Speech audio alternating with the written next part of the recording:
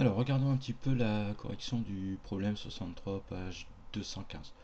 Donc, ceux qui m'ont envoyé leurs travaux, bon, en fait, vous êtes sur la bonne voie, hein. Même si vous n'y arrivez pas jusqu'au bout, vous êtes sur la bonne voie. Alors ici, donc, on a la sonde Philae et la capsule Rosetta, et puis c'est la comète Chury. Alors, en fait, j'ai fait un petit peu de recherche, et cette comète, bon, elle a un nom, 67P Churyumov-Gerasimenko, surnommé Chury et parfois abrégé en 67PTG.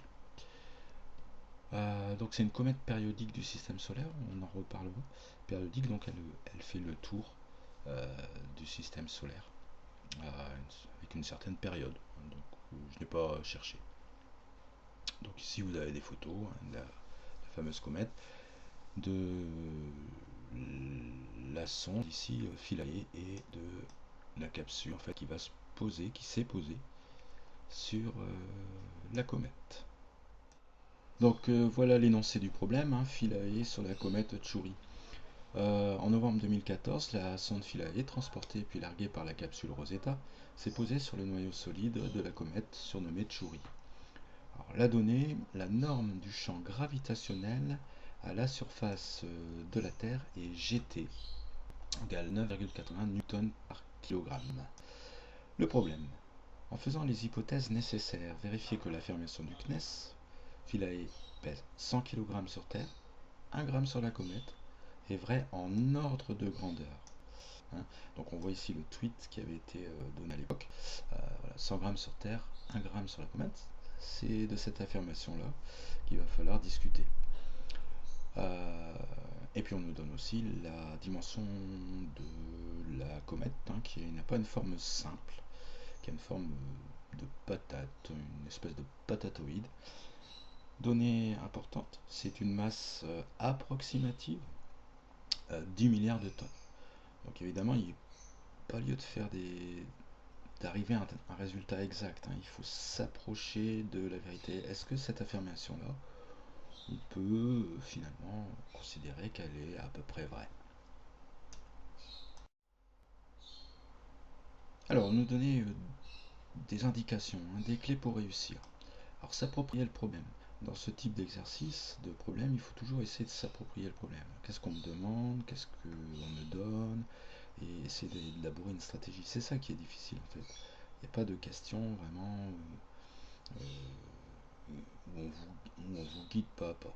C'est à nous, c'est à vous de chercher la stratégie à employer. Donc ici on nous aide quand même. Traduire l'affirmation du CNES en termes scientifiques. La masse de Philae est invariable, hein, c'est-à-dire qu'elle ne change pas. C'est la force gravitationnelle qu'elle subit qui n'est pas la même sur Terre. Ce que j'ai finalement utilisé. Hein. Alors, dire que l'on pèse 100 kg ou 1 g est absurde, c'est totalement absurde. Parce qu'en fait, on ne pèse pas des kilogrammes. Le poids, c'est réservé pour la force d'attraction. Le poids, ça se mesure en newtons, ça c'est en physique. Alors, dans la vie de tous les jours, évidemment, je suis le premier à dire je pèse autant de kilogrammes. Mais là, on fait de la physique. Donc en physique, il n'est pas question de dire qu'on pèse 100 kg. On pèse des newtons.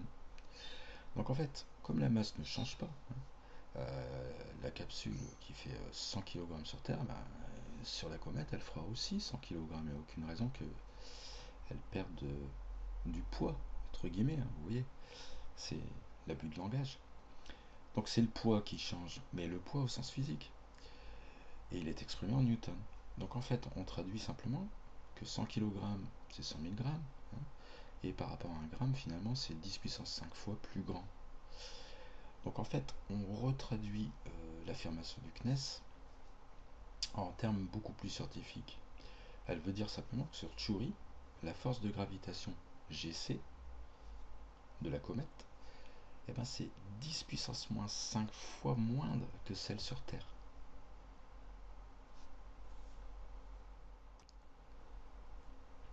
Du coup, en fait, ça devient hyper simple maintenant. De manière générale, un astre de masse m crée un champ gravitationnel G, petit g, à une distance d, qui s'exprime suivant G est égal à grand G la constante de gravitation, la constante universelle de gravitation, c'est-à-dire qu'elle est valable partout dans l'univers, multipliée par la masse de l'astre et divisée par la distance au carré où on considère qu'elle crée le champ. Cette distance, en fait, ce sera là où s'est posée la capsule par rapport au centre de Tchouri.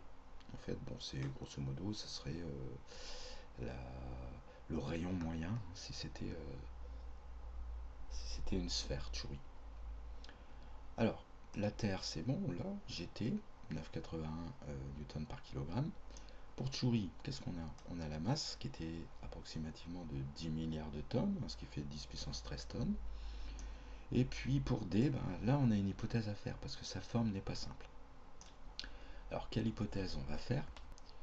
Eh bien, on peut approximativement considérer la comète comme une sphère de rayon à peu près 2 km. J'ai reporté les 2 km ici, j'ai tracé un cercle et globalement, ce morceau-là, si on le mettait là, on pourrait considérer que ça serait à peu près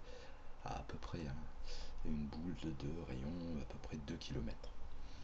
Du coup, si la capsule se pose ici, ou là, ou là, ou là, elle serait à peu près à 2 km du centre de la comète.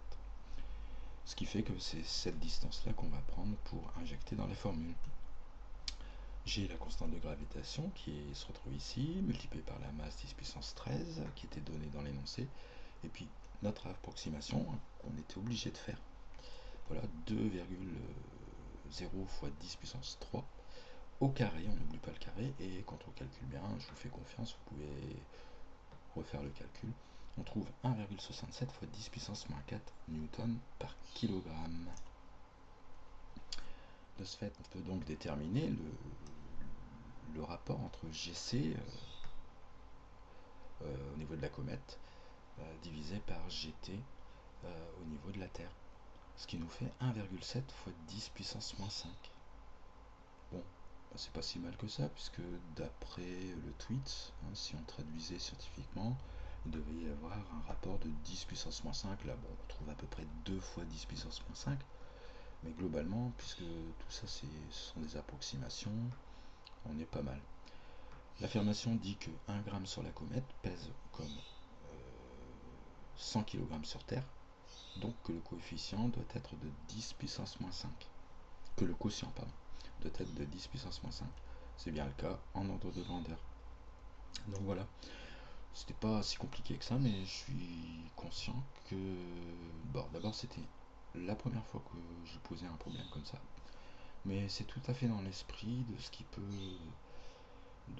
arriver dans une épreuve, pas totalement mais une partie, et puis c'est tout à fait dans l'esprit de ce qu'on va vous demander post-bac, quoi. Donc autant se faire un petit peu la main, comme on dit.